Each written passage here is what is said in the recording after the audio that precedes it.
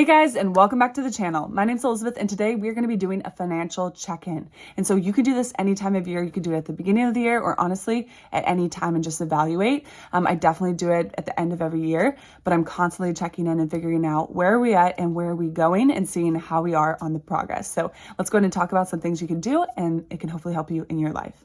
All right, so number one, the first thing to do is just do a check-in so you can see where are you.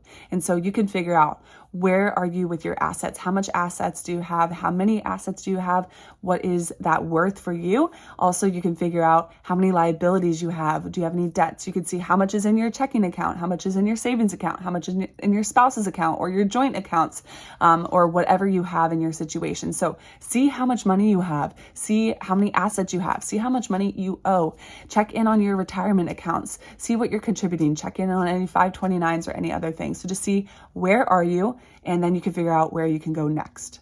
Number two, so when you're doing this, you might also want to, or you already did, determine how much debt you have or if you have any debt. And so you could see if it's high interest debt, you could see if it's low interest debt, you can line up and write a list of all of your debts. You can put it from the smallest amount of debt to the largest, and then you can figure out how to attack it, whether you want to do the snowball method or you want to do the debt avalanche method. And that's where you go, both of them, you could choose to go with, it doesn't matter if it's the highest interest, you just go, what is the smallest debt? And then you attack it. Or you could do the opposite and do what are the highest interest debts and attack those first. That's up to you, but determine how much debt are you in and do you have a plan so that you can figure out how am I going to get rid of this? Number three, ask yourself or check in, are you saving? Are you paying yourself first? And so this is a critical wealth building tip and hack, and what most millionaires do, they pay themselves first. So see, do you have money that is going in to different accounts as soon as you get your paycheck or automatically from your paycheck? It's automated.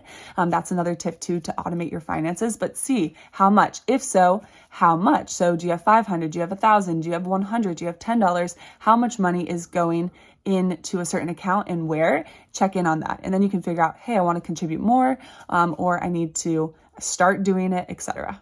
Number four, another category to check in on is, are you investing? And so maybe you aren't. Start looking at some books, or I could do some more videos on this channel to help you to get started with investing. But see, if you do have investments, go ahead and log into your accounts, check in on them. Maybe if you have a financial advisor or if you want to work with one, maybe consider having a meeting and scheduling a meeting with them just to check in and go over everything. But just check in. And so you don't want to freak out about all of your investments, and it's not good to just sell if the market's down or up or whatever. You want to ride the storm, but it is important to check in on it and say, hey, and see what you're doing, but then also say, hey, okay, I'm good with this amount we're contributing every month, or I might need to contribute a little more. Or depending on your financial situation, you might need to cut back a little bit and put money elsewhere until you can put more money there. But it's just good to check in. Number five, so maybe you're investing, but now ask, are you taking advantage of what your employer offers? Are you taking advantage of employer matches? Are you using tax shielded accounts? And so this is really important, and it's really critical to use because you get free money at your work typically. So if you contribute to your retirement account up to a certain percentage, then your company will typically give you more money, a few extra $1,000 or more, because you decided to contribute to your future. So definitely check in on that. See if you're using your 401k. See if there's any other offerings. There's typically more than that. It can really, really help you. Number six, in addition to that and kind of linked on to that, look into the tax advantaged accounts. And so typically most retirement accounts, or a lot of them, have tax advantages. And I could do a video on this channel about tax shielded accounts. And so basically you're going to be spending a ton of money on your taxes in your lifetime. And so the government actually does give you ways to reduce those taxes. And so this can be with having a business. You can have a lot of write-offs, but it also can be with just a regular job. You can contribute up to a certain amount with your 401k. It was up to $22,500. I believe it's a little bit more now per person per year. So you could contribute to in a retirement account almost $50,000 that you don't have to get taxed on, which is amazing. Same thing with your Roth IRAs. So this is incredible. And within your work, you have a 401k, but you also have other things, probably like a 457b. You also might have a 403b. There's so many different options. And even there might be a Roth 403b, which the great thing about a Roth is it's taxed before it goes in, but then it's not taxed as it grows, and it's not taxed when you take it out. And so there's a ton of options out there. Let me know if you want a video with more information on this, but this was something that was helpful to me because we contributed to our 401k, we got our match, etc. But I didn't from the start, when I first started working, take advantage of some of these things. And maybe you can't yet financially, but it's such a great tool and tip if you can, instead of just investing in your brokerage account. Maybe you're putting a lot of money in your brokerage account, but you're actually going to be taxed more. So go to these advantaged accounts first. Number 7, another check-in I like to do is, what is our current income? Whether you have a spouse or you're just on your own, whatever. How much income do you have? What are the sources of income? How many sources of income do you have? Are they reliable? Are they consistent? Do you have a W-2 income? Do you have a side hustle income? Do you have other projects that you're working on or other sources of income? See what it is, and then evaluate and see if you want to make more. So maybe you make $200,000 and you're trying to get to $250,000. Then you can see, all right, I want to work $50,000 more and we need $50,000 more. Or, hey, we make $80,000. I'd really love to make $100,000 one day. All right, we're $20,000 off. Let's mark that down and address it and figure out how can we get an extra $20,000. So it's important to see how much you make, and even go download, this is what I did, download your work statement and see how much your paycheck, and see how much you're getting paid. What is your gross income? How much is coming in? And that can be a really, really good practice because a lot of people don't know how much they're actually making. So see how much you're making and see if you need more for the future.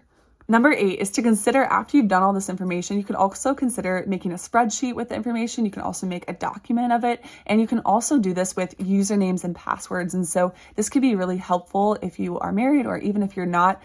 It could be great to share with your spouse, and so you both have access to everybody's accounts and your joint accounts, and it's, hey, this is my login information and my password for this, and this is the account value.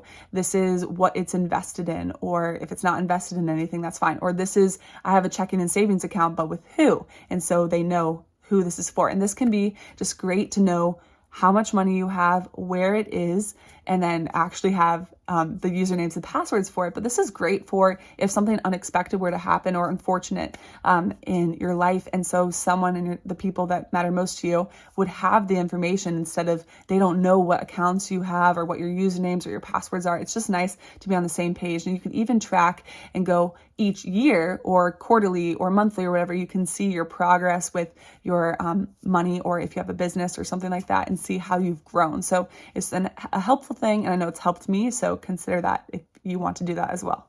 And then lastly, you can develop, so if you're doing this for the year, you can say, hey, these were some wins for the year. And so I know my husband and I, we did a ton of things that we hadn't done in the year past. And so I acknowledged us for that, and I celebrated that and appreciated that. But then I also, after that, decided to create some more financial goals for the new year, or make some adjustments and things that we want to improve on or add or keep doing, etc. And so I hope this video was helpful to you. It's just a reminder, with anything in your life, if you want to be successful, if you want to make sure you stay on the right track or improve and continually grow, you have to check in and you have to be intentional. You have to be aware. I know it can be hard to do this sometimes.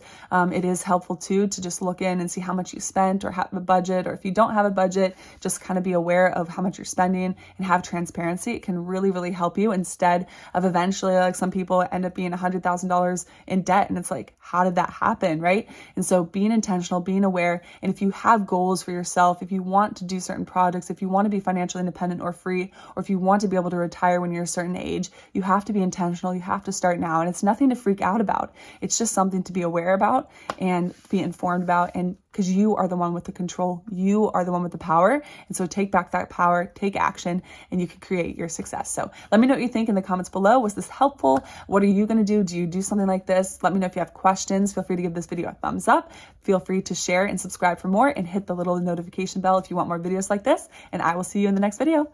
Bye guys. You got this.